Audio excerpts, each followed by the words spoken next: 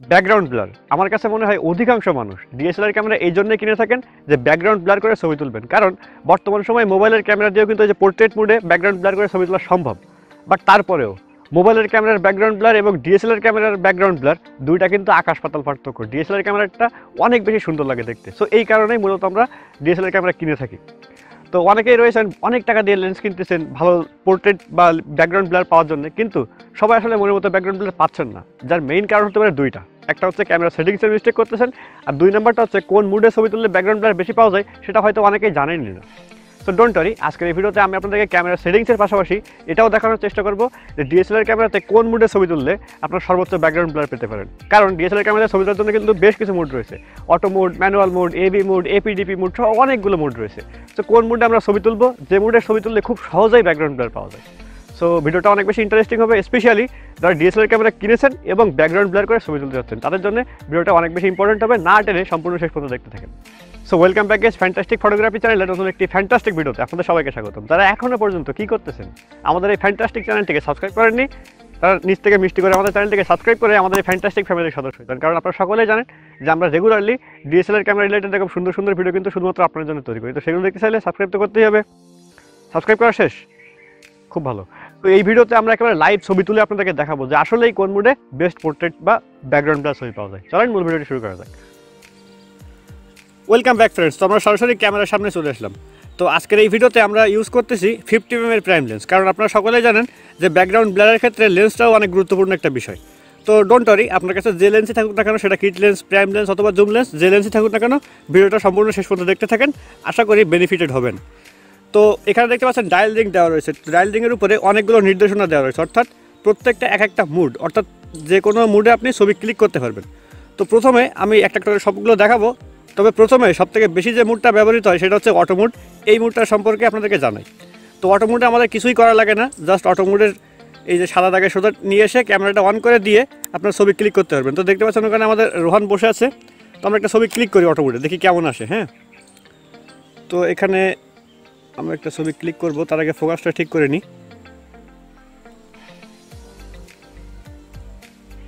ওকে, আমাদের ফোকাস ঠিক হয়ে গিয়েছে। তো আমি এখন একটা ছবি ক্লিক করতেছি। সো দেখতে পাচ্ছেন অটো মোডে আমরা একটা ছবি ক্লিক করেছি। আপনারা ডিসপ্লেতে দেখতে পাচ্ছেন ব্যাকগ্রাউন্ড ব্লার 50mm লেন্স অনুযায়ী কিন্তু খুব একটা বেশি হয়নি। যাই হোক, এখন হচ্ছে আমরা অটো মোডে তো ছবি ক্লিক করে আপনাদেরকে দেখালাম। তো এখন আমরা অন্য একটা মুডে ছবি ক্লিক করব, ঠিক আছে? সো এরপরে আমরা যে মুডে ছবি ক্লিক করব সেটা হচ্ছে টিভি মুড। টিভি মুড অর্থাৎ হচ্ছে শাটার প্রায়োরিটি মুড। আপনারা সকলেই জানেন যে এই মুডটাও কিন্তু অনেক বেশি পপুলার। তো আমরা এই মুডে আসলে ছবি ক্লিক করে দেখব যে আসলেই এই মুডে ছবি কতটা ভালো আসে বা ব্যাকগ্রাউন্ড ব্লার কতটা ভালো আসে। সো আমরা আরেকটা ছবি ক্লিক করি। হ্যাঁ রোহান, এভাবে থাকিস।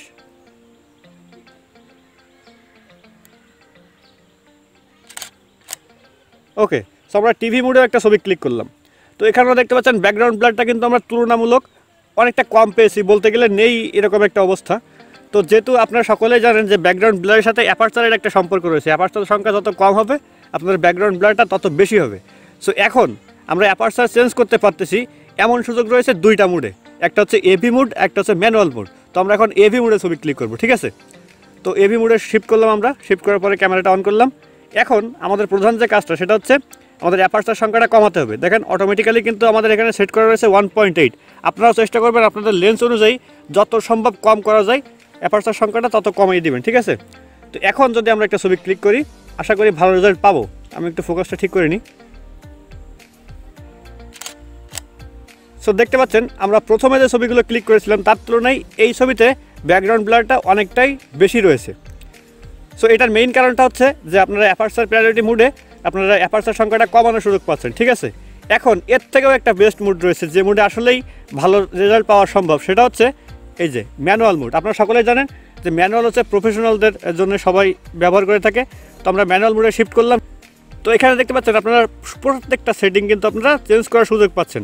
যেমন আমাদের এখানে অ্যাপারচার সংখ্যা দেওয়া রয়েছে 8। আমি কিন্তু প্রথমে একটা কথা বলেছিলাম যে এই অ্যাপারচার সংখ্যাটা তত কমাবেন আপনাদের ব্যাকগ্রাউন্ড ব্লারটা তত বেশি হবে। তো আমরা কি করব, অ্যাপারচার সংখ্যাটা কমাবো। তো অ্যাপারচার সংখ্যা কমানোর জন্য এভি লেখাটা প্রেস করে রেখে আপনার ডায়াল রিংটা ঘুর দিবেন একদিকে, ঠিক আছে? এই যে ঘুর দিলে কিন্তু আস্তে আস্তে আপনাদের অ্যাপারচার সংখ্যাটা কমতে থাকবে। সো আমরা সর্বনিম্ন যেটা করা যায় সেটাতে নিয়ে এসে রেখে দিব। ওকে, সো 1.8-এ রেখে দিলাম। তো এখন আমরা যদি এই অবস্থায় একটা ছবি ক্লিক করি, ও ব্রাইটনেসটা অনেক বেশি, তো আমাদেরকে এটা কন্ট্রোল করতে হবে। ওকে, মনে হয় ঠিক আছে।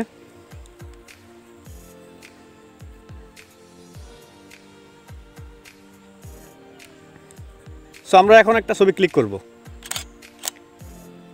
সো দেখতে পাচ্ছেন আমাদের কিন্তু এই ছবিটাতেও ব্যাকগ্রাউন্ড ব্লার আগের তুলনায় একেবারে মানে যে কম হয়েছে তা না, মোটামুটি সমান সমানই হয়েছে। সো বলতে গেলে আপনারা ম্যানুয়াল মুড এবং এভি মুড এই দুইটা মুডে সাধারণত ছবি ক্লিক করলে সবথেকে বেশি ব্যাকগ্রাউন্ড ব্লার পাবেন। সো আমি যদি আবার প্রথমের থেকে আপনাদেরকে বলি, অটো মুডে ছবি ক্লিক আপনারা করবেন না, চেষ্টা করবেন সবসময় এভি মুড অথবা এম মুডে ছবি ক্লিক করার জন্য। এরপরে আপনারা হচ্ছে টিভি মুডেও ছবি ক্লিক করবেন না, ঠিক আছে? টিভি মুডটা হচ্ছে শাটার প্রায়োরিটি মুড, অর্থাৎ আপনারা যখন স্পোর্টস ফটোগ্রাফি করবেন, মেইনলি দেখা যাচ্ছে সাবজেক্ট মুভ করতেছে অনেক দ্রুত, সেই ক্ষেত্রে আপনারা এই মুডটা ইউজ করতে পারেন। এরপরে রয়েছে এভি মুড, আপনারা এভি মুডটা অবশ্যই ব্যবহার করতে পারেন ব্যাকগ্রাউন্ড ব্লারের ক্ষেত্রে, এবং এম মুডটা তো বেস্ট। সুতরাং আশা করি বুঝতে পেরেছেন যে আসলেই কোন মুডে ছবি তুললে ব্যাকগ্রাউন্ড ব্লার বেশি হয়।